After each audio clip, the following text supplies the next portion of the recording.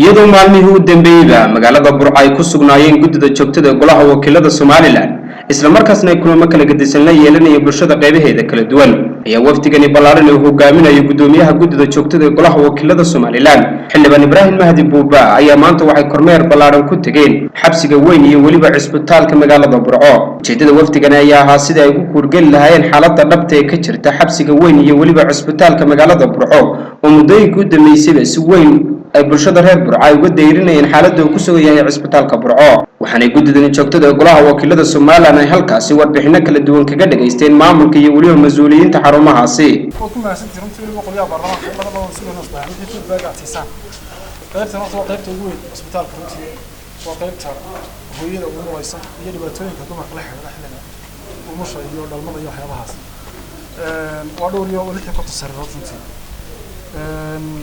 مقصود كنت كلام الله كنا برضه نقول سرية كنت قريبا واحد لقوا سمية كير كان له راسي مونك حين إمرجنسي هو ومش عارف مقارنة صار حملنا كلها حلو ومش وقت سيمون كواحد هذا هيبقى إلكتفو هيبقى ولا ولا كرا قدر يلقى حل وصار في حمل قصد حتى قف أنت تجهين ما كان الله هو طرنتي ويقصون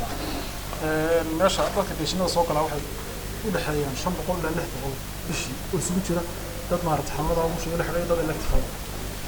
أنت قوم مش عادي ومش عادي قوم مش عادي شيء والله بقول لك إلا استبقى كنت متوضح حسن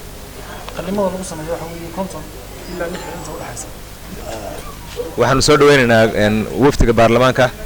guddiga joogtada golaha wakiilada halkan noogu yimi runtii noogu yimi inay nagala war helaan xaaladda aan ku shaqeynayno caafimaadka iyo guud ahaan gobolka aad iyo aad baan ugu mahadnaqaynaa runtii wax loo baahan yahay in la iska war hayo oo madaxda dawladda iyo madaxda qaranku ay ka war hayso duruufaha ka jira gobolada gaar ahaan cisbitaalka oo runtii meel aad iyo aad u halbowlaa isbitaalkani wuxuu isbitaal u yahay dhammaan gobolada bariga dalka iyo waliba qaybo badan oo kamid ah kaliya shanaada Itoobiya oo dadkeenu degan yahay marka culays aad iyo aad u fara badan baa saaran sida loo sheegay loo leeyahay cisbitaalka Burco iyo sida culayska saaran runtii way kala duwan ma cisbitaalka Burco waa cisbitaalka yani bariga dalka baan oran karnaa marka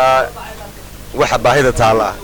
waxay ka turjumaysaa culayska saaran gabagabadii waxaa halkaasi ka hadlay guddoomiyaha guddida joogtada golaha wakiilada Soomaaliland xildhibaan Ibraahim Mahdi Buuba wuxuuna sheegay in baahiyaha kala gedisan ee kala kulmeen gobolka Togdheer ay toddobaadka soo socda oo ay si toos ah u hordhigi doonaan golaha wakiilada Soomaaliland iyo xukuumadda Soomaaliland si wax looga qabto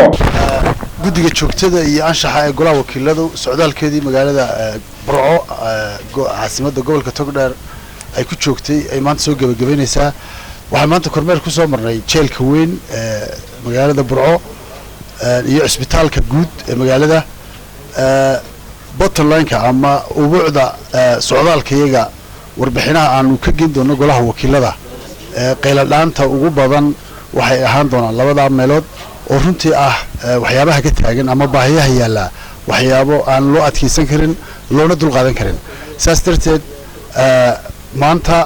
waxaanu ku soo gabagabeynaynaa halkan socdaalkayagii insha Allah wiiga soo socda gudihiisana waxaan naga heli doontaan reportkaas oo dhameystiran oo hor dhignay golaha wakiilada iyo xukuumadda labadaba waa Maxamed Ibraahim Xasan Maxamed British shabakada caalamiga Haruna News Burco.